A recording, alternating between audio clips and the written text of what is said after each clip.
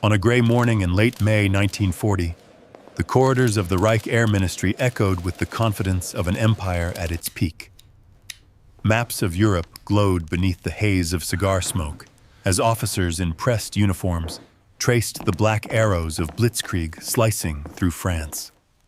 At the head of the long oak table sat Reichsmarschall Hermann Göring, the self-styled master of the skies, a man convinced that the Luftwaffe would reign unchallenged for 1,000 years. A messenger placed a thin intelligence report before him, an English-language transcript of a speech delivered days earlier in Washington, D.C. Franklin Delano Roosevelt, President of the United States, had stood before Congress and called for a miracle: the capacity to build 50,000 airplanes a year. Göring read the number aloud and chuckled. To him, it was proof that America understood nothing about war. The idea that a nation of shopkeepers and automobile mechanics could outforge Germany's arsenal seemed absurd. They will learn, he told his staff, that an assembly line for cars is not a factory for war. Around the table, the laughter was easy, confident, almost rehearsed. Outside, the guns of the Western Front thundered toward Paris. For Göring, victory was already written in steel and smoke. What he could not see, what none of them could see, was that the war he believed Germany had mastered was about to move from the battlefield to the factory floor. Across the Atlantic, the United States remained at peace, its citizens weary from the Great Depression and wary of another European conflict. Yet inside the White House, Roosevelt was reading the same reports of German expansion and drawing a conclusion no one else dared to speak. If democracy was to survive, it had to learn to produce faster than tyranny could destroy. At that moment, America's entire aviation industry was little more than a workshop compared to Germany's. In 1939, the United States had built only 3,611 military aircraft. Most were outdated biplanes with wooden frames and limited range. The Army Air Corps possessed fewer than 1,700 combat-ready planes.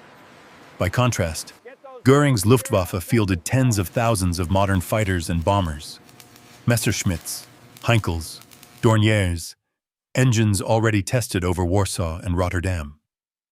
To the Reich leadership, Roosevelt's challenge sounded like empty bravado, a propaganda gesture meant to reassure nervous allies. But not everyone in Berlin shared that certainty. Among the diplomatic corps was Colonel Friedrich Bethke, the German military attaché in Washington. For years, he had toured American factories, watched their engineers tinker with conveyor belts, and studied their uncanny ability to standardize production. In late 1939, he cabled home a quiet warning: the Americans are converting their automobile plants. Their capacity is unimaginable. His message was ignored. Ideology had blinded those in power. When Bethke returned to Berlin for consultation, Hitler himself dismissed the idea that a nation he called mechanically clever but racially weak could sustain a modern war. In that single act of arrogance, an empire sealed its fate. That morning in May 1940, Göring folded the report, slid it aside, and turned to more urgent matters: France, the Channel, and the long-dreamed invasion of Britain. He saw Roosevelt's words not as a plan, but as theater. "Let them build their toys," he said. "We already rule the air." Yet even as he spoke, somewhere thousands of miles away, a new kind of army was beginning to form. It wore overalls instead of uniforms, carried wrenches instead of rifles, and worked under the fluorescent light of Detroit's assembly halls.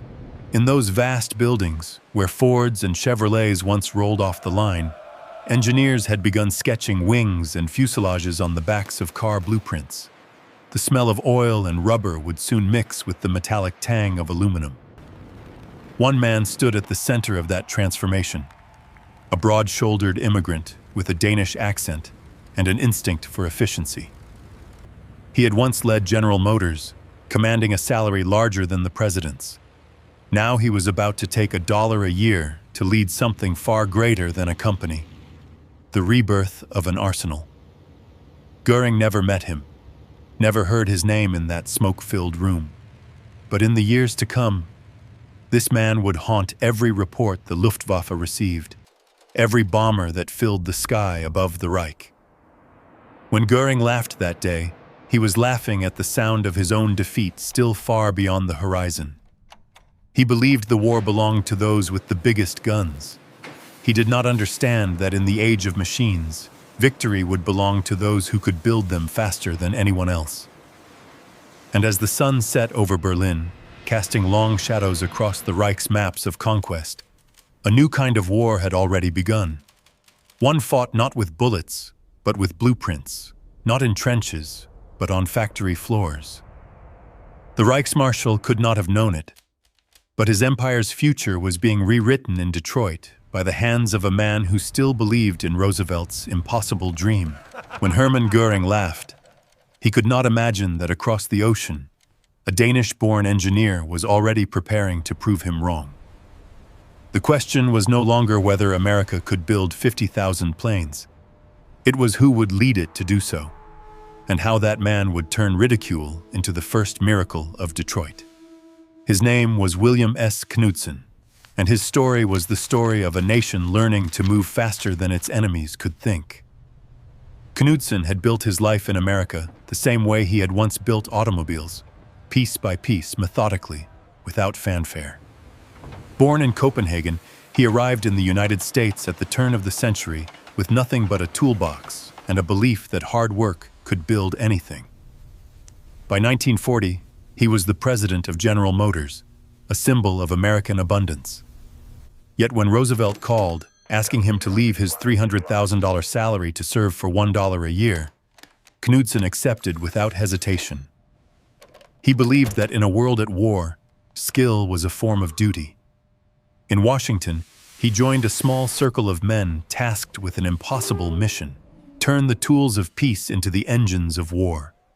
The challenge was staggering. America's factories were scattered, specialized, and peacetime-minded. Most executives had never built a bomber or a tank. But Knudsen understood something that few generals did.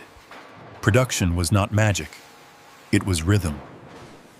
"We can teach anyone to build anything," he said, "if we can teach them to build it the same way, every time." He called it the gospel of repetition. Under his quiet authority, Detroit began to hum with a new kind of music. Conveyor belts once carrying shiny sedans now rolled with fuselage frames. Presses that shaped car doors now stamped aluminum wings. Engineers spoke in new languages: tolerances, rivet spacing, propeller stress. The air smelled of oil, heat, and the faint ozone of welding arcs. At first, chaos reigned. Factories that had once delivered flawless automobiles found themselves wrestling with aircraft blueprints filled with decimals and curves. The B-24 Liberator bomber, chosen as the centerpiece of the mass production experiment, was an engineer's nightmare. Over 488,000 separate parts, a machine that had never been built the same way twice. Knudsen's answer was Willow Run, a factory so vast it defied imagination. Built on Michigan farmland in 1941, it stretched 1 mile from end to end, with assembly lines so long that workers rode bicycles from one section to another. The Ford Motor Company promised that here, they would build 1 bomber every hour. Skeptics called it fantasy. The first months seemed to prove them right. Finished planes rolled off the line only to be disassembled and rebuilt. Quality control failed. Mechanics joked that the name Willow Run should be changed to Will It Run. But Knudsen refused to let the experiment collapse. He sent teams of engineers to break down every subassembly: fuselage, wings, tail, landing, gear, until each could be built in separate stations and joined like clockwork. Hydraulic tools replaced muscle. Wiring harnesses came pre-measured, saving hours of labor. Women entered the factory floor for the first time, their precision and patience improving accuracy beyond anything Detroit had seen. Slowly, chaos became order. By mid-1943, the line began to move with the rhythm Knudsen had imagined. The workers had learned to breathe in unison with the machines. The joke vanished. By the end of that year, Willow Run produced 148 bombers per month. By December, 365. In April 1944, it reached its impossible goal: one bomber every 63 minutes, 24 hours a day. From a single building, America was producing more aircraft than Germany's entire air industry combined. Yet the miracle was not just in the numbers, it was in what they represented. Behind every rivet was a story. A farmhand who'd never seen an airplane learning to weld aluminum. A mother who worked the night shift while her son trained overseas. A foreman who had once built cars for comfort, now building wings for survival. Knudsen's vision had done something rare. It had turned competition into collaboration, pride into purpose. He walked the line often, speaking softly to workers, reminding them that every bolt mattered, that precision could save lives. The sound of the factory became the soundtrack of America's awakening, a rhythm that traveled across time zones and industries. In Chicago, new engine plants rose overnight. In Seattle, Boeing expanded to meet the flood of orders. In California, Douglas Aircraft tripled its workforce. The arsenal of democracy was no longer a speech, it was a heartbeat. Göring's laughter in Berlin now echoed faintly against the roar of assembly lines half a world away. But not everyone saw what was coming. To German intelligence, the sudden expansion looked desperate, unsustainable. They believed America was exhausting itself in a futile display. Reports of women working in factories, of automobile plants retooled for bombers, were interpreted as signs of weakness. No one in Berlin imagined that these very shifts, diversity, innovation, inclusion, would become the backbone of American power. William Knudsen rarely spoke of himself. When asked how he achieved the impossible, he simply said, "I asked America to believe in its hands." In that belief lay the quiet revolution of the war. The moment a nation realized that its strength was not in one leader or one army, but in millions of ordinary citizens willing to build toward a common goal. Across the Atlantic, Göring still watched the skies, counting squadrons, not factories. He still thought the war would be decided by pilots, not production lines. But the truth was already written in the smoke above Detroit. The machines of democracy were awakening, and soon they would darken the skies he once claimed to own. For now, the war of steel and numbers was only beginning. The question was no longer whether America could produce bombers, but who would keep them flying when the world itself began to burn. The answer came not from generals or engineers, but from those who had never held a rivet gun before. They came in waves, mothers, daughters, wives, sisters, stepping through the factory gates with rolled-up sleeves and determination in their eyes. America's factories, once the domain of men, began to hum with a new energy as women took their places at the machines. They wore scarves to keep hair from the gears, traded aprons for overalls, and learned quickly that precision could be its own kind of strength. In 1941, less than 1% of aircraft workers were women. By 1943, that number had risen to 65%. The transformation was staggering. At Douglas Aircraft in California, women inspectors cut defect rates by more than half. At Ford's Willow Run plant, they assembled fuselages with hands steadier than any machine. One of them, a single mother from Indiana named Rose Will Monroe, became the symbol of a generation. On posters and factory walls, her image smiled beneath the words, "We can do it." But behind the slogan lay grit, exhaustion, and pride. She drove 3,000 rivets per shift with near-perfect accuracy, her name becoming a legend, Rosie the Riveter. For many, the war offered the first chance to step beyond the boundaries of home and be part of something larger than themselves. They learned fast, adapted faster, and changed the rhythm of industry forever. The clang of their hammers was more than noise. It was the heartbeat of a nation, proving that freedom could be built by anyone willing to try. Yet, in Berlin, reports of women filling America's factories were met with disbelief. To the Luftwaffe's analysts, this was evidence of desperation, a last gasp from a society unable to sustain its men at the front. They dismissed it as weakness, not understanding that inclusion was becoming America's greatest weapon. For every pilot Germany lost, America produced not only another plane but another worker capable of replacing it. The war had turned assembly lines into classrooms where democracy taught its lesson in real time, that the strength of a free society lies not in uniformity, but in participation.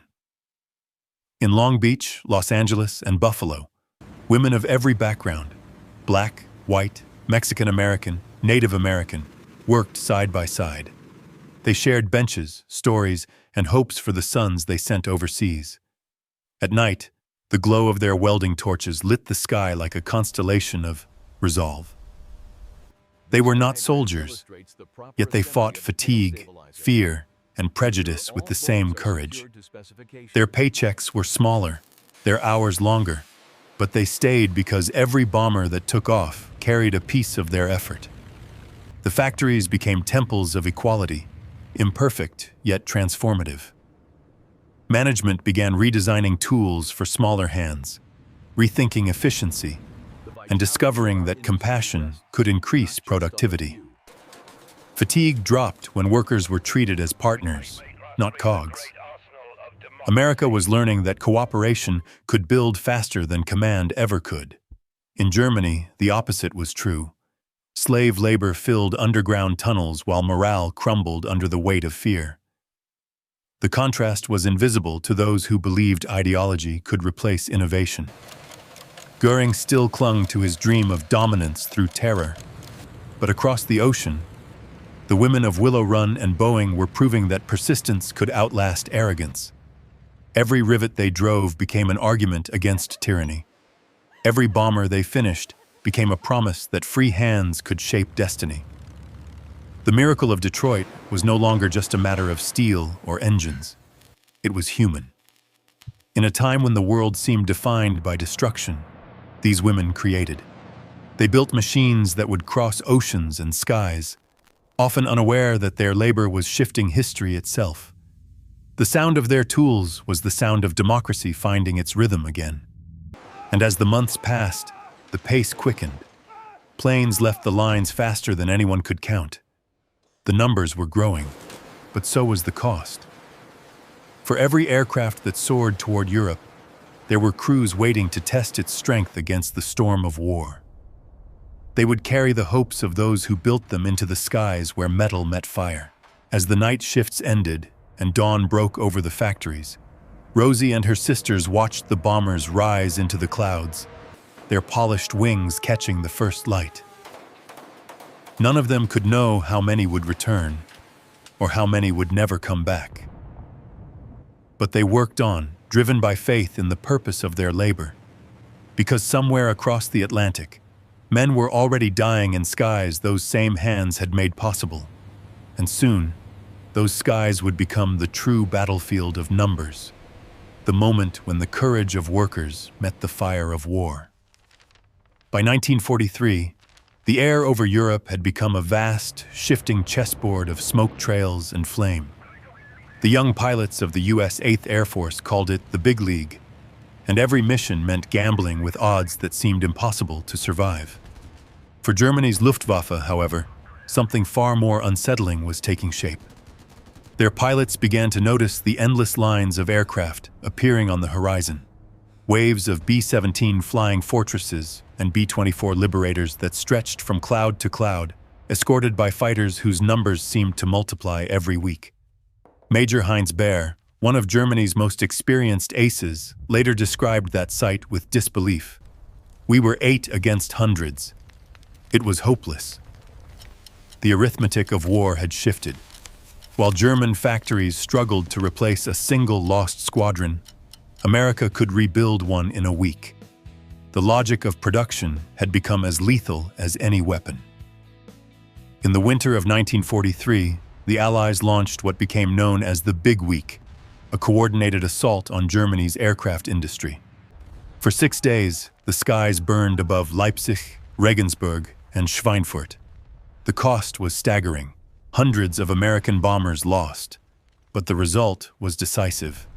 In a single week, Germany's aircraft output fell by nearly a quarter, and with it, the illusion of air superiority. Göring, once so proud of his Luftwaffe, was now faced with a simple, merciless truth. He could no longer replace what was being destroyed. Each time he ordered a new wave of fighters into the air, he was losing not just planes, but pilots, the irreplaceable heart of his Air Force. In February 1944, reports on his desk painted a picture of collapse. The Luftwaffe was losing 200 fighters a month, while producing only 1,000. America, by comparison, was producing 2,500 fighters each month and losing just a fraction of that in combat. The mathematics of survival were over. Even German officers began to whisper what none dared to say aloud. The war in the air was lost. The change was visible to those on the ground as well. In cities like Hamburg and Cologne, civilians looked up at skies filled with formations so dense they seemed to blot out the sun. The sound of engines, once a symbol of German might, had become a warning of inevitable destruction. Each day, the assembly line of democracy sent new squadrons across the ocean, and each night, German skies glowed, red with their arrival. Yet behind those numbers was a story of innovation and endurance. American crews rotated between combat and retraining, sharing what they had learned in the air with engineers on the ground. Factories adapted designs in weeks, not months. A turret added to the nose of the B-17 cut losses by nearly a third. Longer-range P-51 Mustangs allowed escorts to follow bombers deep into German territory. Every improvement was a conversation between those who built and those who fought. A dialogue the totalitarian system of Germany could never replicate. Göring's intelligence officers struggled to explain how their enemies could adapt so quickly. To them, war was command from the top. To their opponents, it was learning from below. By the time the invasion of Normandy was planned, the balance had shifted beyond recovery. On June 6, 1944, more than 11,000 Allied aircraft filled the air above northern France. Germany could launch barely 300 in response. For every German pilot who took off, there were 30 Allied planes waiting to meet him. The sky, once Göring's empire, now belonged to those he had mocked. But the victory had a human cost, too. Thousands of airmen were lost over Europe, their names remembered only in logbooks and telegrams. The factories back home kept working, but every bomber built was a reminder that someone would have to fly it. Rosie's rivets and Knudsen's blueprints had created a miracle of production, but now that miracle was measured in lives. On both sides of the war, courage became routine, sacrifice became currency, and the arithmetic of loss grew colder with every mission. As 1944 unfolded, the once invincible Luftwaffe retreated further into its homeland, its airfields bombed, its fuel dwindling. Göring ordered new programs, new promises, new miracle weapons. But his empire of the air was shrinking by the day. Above the ruins of his factories, Allied bombers flew in formations so vast that their shadows crossed entire cities. The war between the sky and the assembly line was ending, and industry, not ideology, was winning. Yet Göring refused to believe it. He still spoke of wonder weapons and final victories, even as his pilots rationed fuel and his factories burned. Deep in Germany's mountains, new blueprints were drawn for underground factories and jet fighters that might somehow turn back the tide. But the tide had already risen too high. The next chapter of this story would no longer be written in the open sky, but in the shadows, where desperation replaced strategy and forced labor replaced freedom. The Luftwaffe's defeat was only the beginning of a darker experiment, a nation digging itself underground to escape the truth it could no longer deny. In 1944, as Allied bombers dismantled the German industrial heartland from the air, the Nazi regime turned inward, literally and ideologically.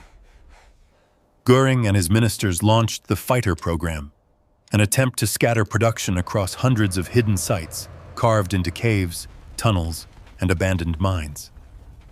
Deep beneath the Harz Mountains, tens of thousands of prisoners from occupied Europe were forced into the darkness, building engines and fuselages under guard and fear. The conditions were horrific. Air thick with dust, tools rusted, bodies starved. But the obsession with speed and secrecy never slowed. The complex at Mittelwerk became the grim symbol of this phase of the war. An empire of labor built on exhaustion, its workers dying by the thousands to produce machines that would never change the outcome. The ideology that had promised mastery through order now found itself strangled by its own cruelty. Every decision that sacrificed humanity for haste only deepened inefficiency. Slave laborers, robbed of food and dignity, sabotaged parts in quiet acts of resistance. Supply lines, fractured by Allied bombing, turned each underground site into an island. Components arrived late or broken. Engines meant for the new jet fighters often failed before they could be tested. What Göring called decentralized innovation became, in truth, industrial chaos. Above ground, the factories of democracy continued to move with coordination that totalitarian command could never achieve. While German engineers begged for spare bearings, American plants ran on schedule tracked by IBM punch cards. Every shipment logged, every delay anticipated. The same information flow that allowed car production before the war now guided bombers and engines across an entire continent. To the outside world, it looked like an industrial miracle. To those inside it, it was the predictable rhythm of cooperation. The United States had discovered something that Germany never could. When free people work toward a shared goal, efficiency is not imposed, it emerges. Every worker who signed a bond, every foreman who cut waste, every engineer who suggested an improvement participated in a system built on trust. That trust proved stronger than fear. By late 1944, unemployment in America had vanished. Wages doubled. Entire towns revolved around the pulse of the factory whistle. The war effort did not just employ a nation, it united one. Where Germany's economy contracted under the weight of coercion, America's expanded through choice. And within that contrast lay the war's true equation: forced obedience versus voluntary mastery. Göring's factories hid behind mountains, but their failures could not be concealed. The Luftwaffe's new jet, the Me-262, was faster than anything the Allies had, yet Germany could never build enough of them to matter. Engines burned out after 10 hours of flight. Fuel was scarce. Skilled mechanics were gone, many replaced by terrified prisoners. Meanwhile, across the Atlantic, production lines in Seattle, Chicago, and Detroit delivered results beyond imagination. Boeing perfected modular assembly for the B-29 Superfortress, building interchangeable sections across 4 states. Lockheed rolled out a P-38 Lightning every 90 minutes. Packard and General Motors mass-produced engines with the precision of clockmakers. The contrast was no longer technological, it was moral. In one system, knowledge flowed upward through fear. In the other, it flowed outward through collaboration. In one, death enforced obedience. In the other, purpose inspired innovation. The underground world of Mittelwerk was built on the idea that humans were expendable. The skylit factories of Detroit were built on the belief that everyone mattered. And history would show which idea could actually build a future. As the Reich retreated deeper into its bunkers, the world it sought to control began to collapse around it. Trainloads of half-finished planes sat stranded in tunnels, Entire facilities were lost to flooding, power shortages, and sabotage. The same command that had once paraded its discipline now drowned in confusion. When Göring demanded daily output reports, his subordinates invented numbers to protect themselves. The illusion of control survived only on paper. Meanwhile, the Allies were already planning the next phase, the reconstruction of peace. Economists and generals alike saw what war production had revealed: that prosperity could be engineered through organization, that cooperation could outproduce conquest. The war was proving a lesson that would outlast the bombing campaigns, a lesson about how nations thrive when individuals are trusted to build together. And yet, even as the machinery of democracy reached perfection, the war itself was reaching its most desperate stage.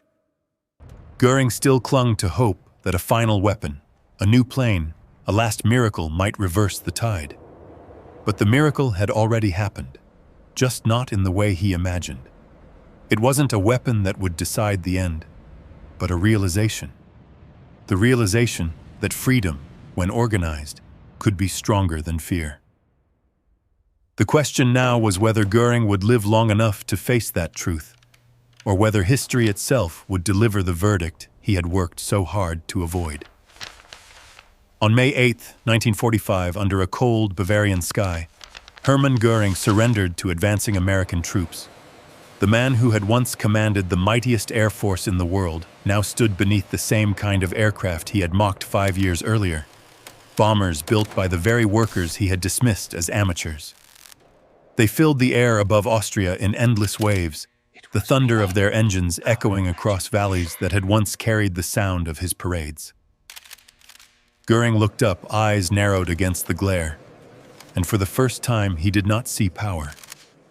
He saw inevitability. Captured, stripped of his medals, he was transported to an interrogation center in Augsburg. There, an American officer named Kenneth Heckler began the quiet work of unraveling the myth of the Reich. In the beginning, Göring remained defiant. He spoke of honor, of betrayal, of technology that had been years ahead of its time. But as the days passed, Heckler showed him the numbers, charts of aircraft production, graphs of engine output, photographs of Willow Run and Seattle and Long Beach. Göring stared in silence as he realized that a single American factory had produced more bombers than his entire air force at its height. He muttered only one sentence: "It was beyond our imagination." For a man who had built his life on spectacle, it was the mathematics that finally broke him. At Nuremberg, the truth became impossible to deny. During the trials of 1946, prosecutors displayed footage of assembly lines stretching a mile long, riveters working in perfect unison, thousands of planes rolling off production belts as if conjured by magic. Göring sat in the front row, expression frozen, as the courtroom lights dimmed and the film played. When the lights rose again, he seemed smaller, almost hollowed out. He told the court that he had always known American industry was powerful, but never that it could multiply its strength 100-fold in 4 years. His voice cracked as he admitted that our arrogance was our blindness. To psychologists observing him, Göring's obsession with production became pathological. He spent hours scribbling ratios on scraps of paper, comparing German factories to American ones, muttering that a single plant in Michigan had broken his entire air fleet. He called it that damned factory. For the first time, he confronted not a military defeat, but an existential one. The collapse of an ideology that believed superiority could replace collaboration, that domination could substitute for cooperation. As the weeks turned into months, Göring's realization deepened into despair. The empire of fear he had helped create had been buried not under bullets, but under aluminum and steel. The very qualities he once dismissed, diversity, ingenuity, voluntary unity, had become the tools of his destruction. And beyond the barbed wire, a new world was already taking shape. The same industrial miracle that had buried his Luftwaffe was now rebuilding Europe, forging peace from the same machines that had once built bombers. The factories that produced wings now produced homes. The women who had riveted warplanes returned to raise a generation that would reach for the moon. The engineers who had designed bombers turned their talents toward the stars. History, it seemed, had transformed the tools of war into the architecture of progress. Yet in his cell, Göring could not accept that final irony. He told a prison psychologist, "We declared war on an industrial giant while it slept. When it awoke, we were doomed." He paused, then added softly, "They didn't just outproduce us, they reinvented production itself." On the night before his scheduled execution, he wrote a final letter, admitting that the Reich had been defeated not by soldiers, but by systems, not by enemies, but by its own inability to change. "We built walls where they built bridges," he wrote, "and we paid the price." Hours later, he took his own life, leaving behind the uniform of a fallen empire and a single note of surrender to history. In the years that followed, scholars would debate the battles and the bombs, but the verdict of production was indisputable. From 3,611 military aircraft in 1940 to nearly 300,000 by 1945, America had achieved not only an industrial victory, but a moral one. The proof that free citizens, united by purpose rather than fear, could do the impossible. And in that truth lay the final echo of Göring's laughter, the sound of arrogance meeting its reckoning. The skies he once claimed to rule now belonged to the very people he had underestimated, and their machines of peace would one day carry humanity beyond the world he tried to control. In the end, the story of the man who laughed was not about conquest, but about creation. It was about how faith in freedom became the most powerful engine ever built, and how a single idea, that cooperation could outlast coercion, changed the course of history. For when Göring mocked a dream of 50,000 planes, he could never imagine that those planes would not only fill his skies, but define the century that followed. Before you go, I'd love to know what you think. Was it arrogance or ignorance that truly doomed Göring's empire? Drop a simple 0 if you believe it was arrogance, or 1 if you think it was ignorance. Your comment helps keep these stories of history alive. And if you want more untold moments like this, the hidden turns where ordinary people shaped extraordinary times, make sure to subscribe and stay with us. The next story is already waiting just beyond the horizon.